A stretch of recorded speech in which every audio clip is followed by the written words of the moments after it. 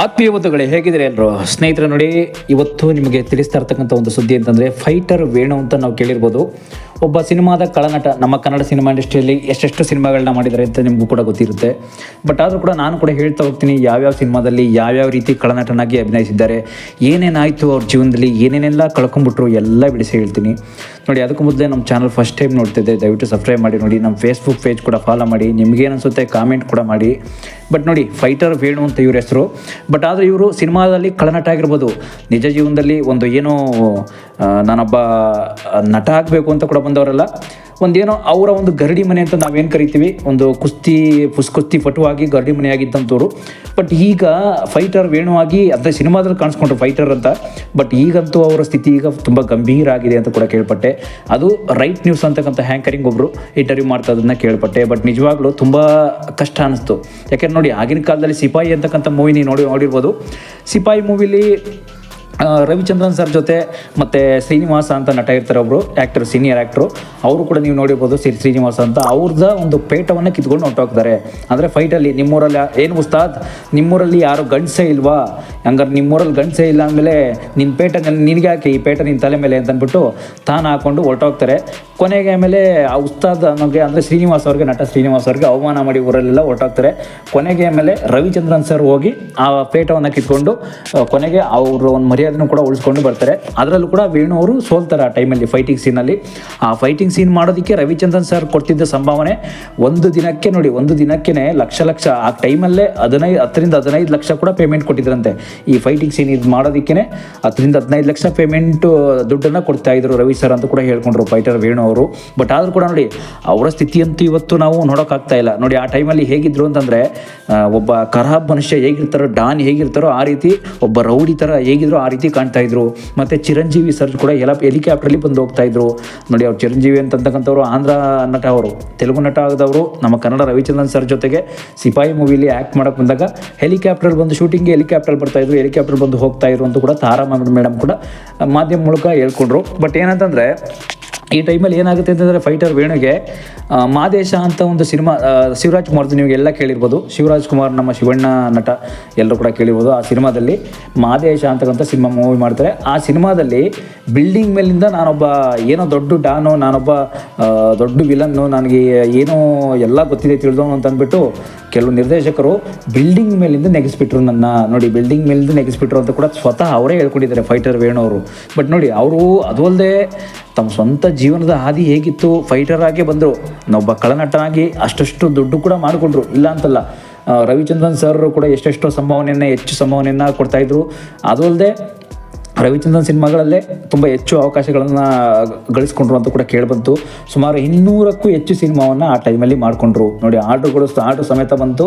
200ಕ್ಕೂ ಹೆಚ್ಚು ಸಿನಿಮಾ ಒಂದು ಅವಕಾಶಗಳು ಬಂತು ಆ ಟೈಮಲ್ಲಿ. ಅವಕಾಶ ಬಂದ ಮೇಲೆ ಬಿಡಲಿಲ್ಲ. 3 ಕೋಟಿ ದುಡ್ಡನ್ನು ಕೂಡ ಕಳ್ಕೊಂಡ್ಬಿಟ್ರು ಅಂತ ಕೂಡ ಹೇಳ್ಕೊಂಡ್ರು. ನೋಡಿ, ಸ್ವತಃ 3 ಕೋಟಿ ದುಡ್ಡು ಕಳ್ಕೊಂಡ್ರು. ಬಟ್ ಆದರೂ ಕೂಡ ಏನಾಯಿತು ಆ ಟೈಮಲ್ಲಿ, 3 ಕೋಟಿ ದುಡ್ಡು ಕಳ್ಕೊಳ್ಳೋಕ್ಕೆ ಏನು ಕಾರಣ ಅನ್ನೋದನ್ನ ತಿಳ್ಕೊಳ್ಳೋಣ ಸ್ನೇಹಿತರೆ. ನೋಡಿ, 3 ಕೋಟಿ ದುಡ್ಡು ಕಳ್ಕೊಂಡು ಏನಾದರೂ ಪಾಪರಿದ್ದೋದ್ರ. ಆಮೇಲೆ ನೋಡಿ, 3 ಕೋಟಿ ದುಡ್ಡನ್ನು ಅವರು ಸ್ವತಃ ತಮ್ಮ ಸ್ನೇಹಿತರಿಗೆಲ್ಲ ಕೊಡ್ತಿದ್ರಂತೆ ಸಾಲನ. ತಮ್ಮ ಸ್ನೇಹಿತರಿಗೆ, ಆ ಬಂಧು ಬಳಗಕ್ಕೆಲ್ಲ ಸಾಲ ಕೊಟ್ಟು ಸ್ವತಃ ದುಡ್ಡನ್ನು ಕಳ್ಕೊಂಡ್ಬಿಟ್ಟೆ ಅಂತ ಕೂಡ ಹೇಳ್ಕೊಂಡ್ರು. ನೋಡಿ, ದಯವಿಟ್ಟು ನಮಗನ್ಸಿದ್ದು ಒಂದು ಅನುಭವವನ್ನು ಕೂಡ ಹೇಳ್ತೀನಿ, ನಿಮಗೂ ಅಷ್ಟೇ. ನಿಮ್ಗೆ ಏನಿಸುತ್ತೆ ನೀವು ಕೂಡ ಕಾಮೆಂಟ್ ಮಾಡಿ. ಯಾಕೆ ಅಂತಂದರೆ, ಸಿನಿಮಾ ಇಂಡಸ್ಟ್ರಿಯಲ್ಲಿ ಅವರು ಸ್ವತಃ ಕಷ್ಟಪಟ್ಟು ದುಡಿದ ದುಡ್ಡನ್ನು, ಅವ್ರು ಸಿನಿಮಾ ಇಂಡಸ್ಟ್ರಿ ಮಾತ್ರ ಅಲ್ಲ, ನೀವು ಅಷ್ಟೇ ನಿಜ ಜೀವನದಲ್ಲಿ ಕಷ್ಟಪಟ್ಟು ದುಡಿದ ದುಡ್ಡನ್ನು ಯಾರಿಗೂ ಕೂಡ ದಾನ ಮಾಡಬೇಡಿ, ಕೊಡಬೇಡಿ. ಸಾಲವನ್ನು ಕೂಡ ಕೊಡಬೇಡಿ, ದಯವಿಟ್ಟು ಬ್ಯಾಡಿ.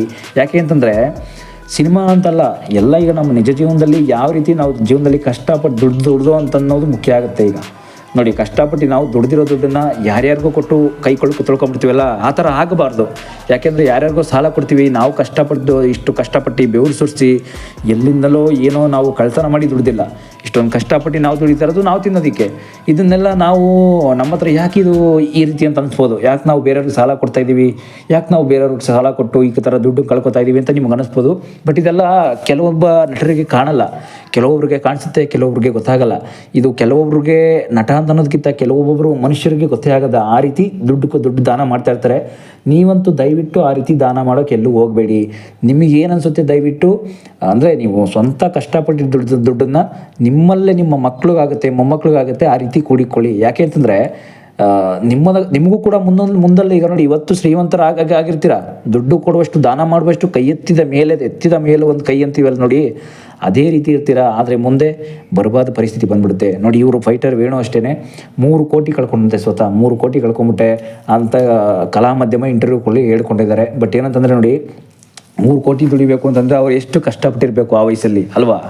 ಅಷ್ಟು ಕಷ್ಟಪಟ್ಟು ಮೇಲೆ ಬಂದಂಥವ್ರು ಇವತ್ತು 3 ಕೋಟಿ ಅಲ್ಲ, 1 ರೂಪಾಯಿ ದುಡ್ಡಿಲ್ಲ ಸ್ವತಃ ನನ್ನ ಹತ್ರ, ಏನು ಮಾಡಲಿ, 1 ರೂಪಾಯಿ ದುಡ್ಡಿಲ್ದೇ ಇವತ್ತು ನಾನು ಆರೋಗ್ಯ ಸ್ಥಿತಿ ಕೂಡ ನಂದು ಇವತ್ತು ಗಂಭೀರವಾಗಿದೆ, ಏನು ಮಾಡೋಕ್ಕಾಗ್ತಾಯಿಲ್ಲ ಅಂತ ಕೂಡ ಹೇಳ್ಕೊಂಡ್ರು. ಬಟ್ ಆದರೂ ಕೂಡ ತುಂಬ ಕರುಳು ಚುರುಕನಂತೆ. ಯಾಕೆ ಅಂತಂದರೆ ಇಂದಿಂಥವರ ಒಬ್ಬ ಫೈಟರ್ ಅಂತಂದರೆ ಅಷ್ಟು ಈಸಿ ಅಲ್ಲ. ನಿಜ ಜೀವನದಲ್ಲಿ ಅವರು ಒಡ್ಸ್ಕೊತಾ ಇದ್ರು. ಅಂದರೆ ಕೆಲವರೆಲ್ಲ ಡೂಪ್ಲಿಕೇಟ್ ಫೈಟ್ಗಳು ನೋಡಿರ್ಬೋದು, ಅದು ಬೇರೆ. ಬಟ್ ಇವರಂತೂ ಅವ್ರು ಎದೆಗೆ ತಾನು ಒಡ್ಸ್ಕೊಳ್ತಾ ಇದ್ರು, ಹೇಗೆ ಬೇಕಾಗೆ ಹೊಡಿಯೋದು ಆ ರೀತಿ ಫೈಟ್ ನಡೆದಿತ್ತು ಆ ಟೈಮಲ್ಲಿ. ರವಿಚಂದ್ರನ್ ಸರ್ ಸಿನಿಮಾ ಅಂತಂದರೆ ನಾವು ಏನು ಅಂದ್ಕೊಂಡ್ಬಿಟ್ಟಿರ್ತೀವಿ, ಡೂಪ್ಲಿಕೇಟ್ ಫೈಟು ಇರುತ್ತೆ, ಒರಿಜಿನಲ್ ಫೈಟು ಇರುತ್ತೆ. ಬಟ್ ಇವರು ಸ್ವತಃ ಫೈಟ್ ಅಂತಂದರೆ ಆ ಬಸ್ ಒಳಗೆ ಅಖಾಡದಲ್ಲೇ ಫೈಟ್ ಮುರಿಯೋದು ಮೈಯೇ ಮುರಿತಿತ್ತಂತೆ, ಆ ರೀತಿ ಫೈಟ್ ಮಾಡ್ತಿದ್ರಂತೆ ಬಸ್ ಒಳಗೆ. ನೀವು ಸೀನ್ ನೋಡಿರ್ಬೋದು, ರವಿಚಂದ್ರನ್ ಸರ್ ಒಂದು ಸಿಪಾಯಿ ಮೂವಿಯಲ್ಲಿ ಬಸ್ ಒಳಗೆ ಫೈಟ್ ಸೀನ್ ನಡೀತೆ ರವಿಚಂದ್ರನ್ ಸರ್ಗೆ ಮತ್ತು ಫೈಟರ್ ವೇಣು ಅವ್ರಿಗೆ. ಬಟ್ ಆ ಟೈಮಲ್ಲಿ ಒರಿಜಿನಲ್ ಸೀನ್ಗಳು ನಡೀತಾ ಇತ್ತಂತೆ, ಒರಿಜಿನಲ್ ಫೈಟ್ಗಳು. ಒಂದು ಮೂಳೆ ಯಾವ ಥರ ನಾವು ಮುರಿತೀವಿ ಆ ರೀತಿಯೇ ಮುರಿದಾಗ್ತಿರಂತೆ. ಬಟ್ ಆದರೂ ಕೂಡ ಅದು ಅವ್ರಿಗೆ ಅಷ್ಟು ನೋವೇ ಆಗ್ತಿರ್ಲಿಲ್ಲ, ಆ ರೀತಿ ಒಡ್ಸ್ಕೊತಾ ಇದ್ರಂತೆ. ಆ ರೀತಿ ಅವರ ಒಂದು ಮೈ ಕೈ ಎಲ್ಲ ತುಂಬ ಗಟ್ಟಿಯಾಗಿರ್ತಿತ್ತು. ಯಾಕೆಂದರೆ ಅವರು ತುಂಬ ಮೈಯೆಲ್ಲ ಒಂಥರ ಜಿಮ್ ಬಾಡಿಯಲ್ಲಿ ಬೆಳೆದವರು, ಒಳ್ಳೊಳ್ಳೆ ಊಟ ಮಾಡಿ ಬೆಳೆದವರು. ಅದರಿಂದ ಎಲ್ಲೆಲ್ಲೋ ಹೋಗ್ಬಿಟ್ಟತ್ತವ್ರು ಇವರು ಸ್ಥಾನ ಅಂತೂ ಎಲ್ಲೆಲ್ಲೋ ಹೋಗ್ಬಿಡ್ತು. ಆಮೇಲೆ ಮುಂದೆ ಇವರು ಒಳ್ಳೊಳ್ಳೆ ಆ ಸಿನಿಮಾ ಅವಕಾಶಗಳು ಬಂತು, ಎಷ್ಟೆಷ್ಟು ಸಿನಿಮಾಗಳು ಮಾಡಿಕೊಂಡ್ರು, ಕೋಟಿ ದುಡ್ಡು ಮಾಡಿಕೊಂಡ್ರು. ಬಟ್ ದುಡಿದ ದುಡ್ಡನ್ನೆಲ್ಲ ದಾನ ಮಾಡಿಬಿಟ್ರು, ಯಾರ್ಯಾರಿಗೋ ಸಾಲ ಕೊಟ್ಬಿಟ್ರು. ಈಗ ಕೊನೆಗೆ ಕಣ್ಣೀರಿನಲ್ಲೇ ಕೈ ತುಳಿಬೇಕಾಯ್ತು. ಈಗ ನೋಡಿ, ಚಿರಂಜೀವಿ ಅವ್ರ ಬಗ್ಗೆ ನಾವು ಹೇಳಬೇಕು ಅಂದರೆ ನಿಮಗೆ ಎಲ್ಲರಿಗೂ ಕೂಡ ಗೊತ್ತೇ ಇರುತ್ತೆ. ಚಿರಂಜೀವಿಯರಂತೂ ಅವರು ಸ್ವತಃ ತೆಲುಗು ನಟನಾಗಿ ರವಿಚಂದ್ರನ್ ಸರ್ ಜೊತೆ ಎಲ್ಲ ಅಭಿನಯಿಸಿರ್ತಾರೆ. ರವಿಚಂದ್ರನ್ ಸರ್ ಜೊತೆ ಏನೇನೆಲ್ಲ ಕೆಲಸ ಮಾಡ್ತಿದ್ರು ಆ ಟೈಮಲ್ಲೆಲ್ಲ ಹೇಗೆಲ್ಲ ಲಿಂಕ್ ಇರ್ತಿದ್ರು ಅಂದರೆ ನೋಡಿ, ಅವರು ಚಿರಂಜೀವಿ ಆದರೆ ನಾನು ರವಿಚಂದ್ರನ್ ಅಂತ ಕೂಡ ರವಿ ಸರ್ ಕೂಡ ಹೇಳ್ಕೊಂಡಿದ್ರು. ನಾನು ರವಿಚಂದ್ರನ್, ನನ್ನ ದಯವಿಟ್ಟು ಈ ರೀತಿ ತಿರಸ್ಕಾರ ಮಾಡಿಬಿಡಿ, ನನ್ನ ಅವಮಾನ ಮಾಡಬೇಡಿ. ಯಾಕೆಂದರೆ ಅವರು ಚಿರಂಜೀವಿ ಆದರೆ ನಾನು ರವಿಚಂದ್ರನ್, ನನ್ನನ್ನು ಯಾಕೆ ಈ ಥರ ಮಾಡ್ಕೊಂಡಿದ್ದೀರಾ ಅಂತ ಅಂದ್ಬಿಟ್ಟು ತುಂಬ ಜಗಳಗಳು ಕೂಡ ನಮ್ಮ ಕನ್ನಡ ಇಂಡಸ್ಟ್ರಿಯಲ್ಲಿ ಸ್ವತಃ ಜಗಳ ಮಾಡ್ಕೊಂಡಿದ್ರು. ನೀವೆಲ್ಲ ಜಗಳ ಅಂತಂದರೆ ನೋಡ್ಬೋದು, ಸಿನಿಮಾ ಇಂಡಸ್ಟ್ರಿಯಲ್ಲಿ ರವಿ ಸರ್ ಮತ್ತು ಹಂಸಲೇಖ ನಡುವೆ ಜಗಳ ಆಗಿತ್ತು ಹಿಂದೆ. ಬಟ್ ಅದೆಲ್ಲ ಏನಾಗಿತ್ತು ಅನ್ನೋದು ನಾನು ನೆಕ್ಸ್ಟ್ ಎಪಿಸೋಡ್ ತಿಳಿಸ್ಕೊಡ್ತೀನಿ, ಏನಾಗ್ತಿತ್ತು ಅಂತ. ಬಟ್ ಇವ್ರದ್ದು ನೋಡಿ ಏನೇನಾಗ್ತಾಯಿತ್ತು, ಏನೇನಾಗಿತ್ತು ಹಿಂದೆ ಎಲ್ಲ, ಹೇಗೆಲ್ಲ ಕಷ್ಟದ ಹಾದಿಯನ್ನು ತುಳ್ಕೊಂಡು ಬಂದರು. ರವಿ ಸರ್ ಅಂತೂ ಸಿನಿಮಾ ಇಂಡಸ್ಟ್ರಿಯಲ್ಲಿ ನಮಗೆ ನಿಜವಾಗ್ಲೂ ಮುಡಿಪಾಗಿಟ್ಟಂಥವ್ರು ಅಂತಂದರೆ ಅವರು ರವಿಚಂದ್ರನ್ ಸರ್ ಒಬ್ಬರೇ ನಿಜವಾಗ್ಲೂ. ನೋಡಿ, ಇಂಡಸ್ಟ್ರಿ ಅಂತಕ್ಕಂಥದ್ದು ಅಷ್ಟು ಈಸಿ ಅಲ್ಲ. ಯಾಕೆ ಅಂತಂದರೆ ಒಬ್ಬ ನಾಯಕ ನಟನಾಗಬೇಕು ಅಂತಂದರೆ ನಾವು ಎಷ್ಟೆಷ್ಟೆಲ್ಲ ಕಷ್ಟದ ಹಾದಿಗಳನ್ನ ತುಳ್ಕೊಂಡು ಬರ್ತೀವಿ, ಎಷ್ಟೆಷ್ಟೆಲ್ಲ ಸುಖದ ಹಾದಿಗಳನ್ನೂ ಕೂಡ ತಿಳ್ಕೊಂಡು ಬರ್ತೀವಿ.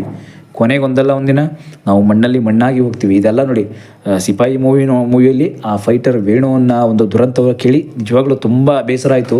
ನಿಮಗೆ ಅನಿಸುತ್ತೆ ಕೂಡ ಕಾಮೆಂಟ್ ಮಾಡಿ. ಯಾಕೆಂತಂದರೆ ಬೇಸರ ಸಂಗತಿ ಅಂದರೆ ಅವರು ದುಡ್ಡನ್ನು ಕಳ್ಕೊಂಡಿದ್ದು ನಮಗೆ ಇನ್ನೂ ಬೇಜಾರಾಯಿತು. ನಿಮಗೂ ಅನಿಸುತ್ತೆ, ಲೈಕ್ ಮಾಡಿ, ಶೇರ್ ಮಾಡಿ. Thank you.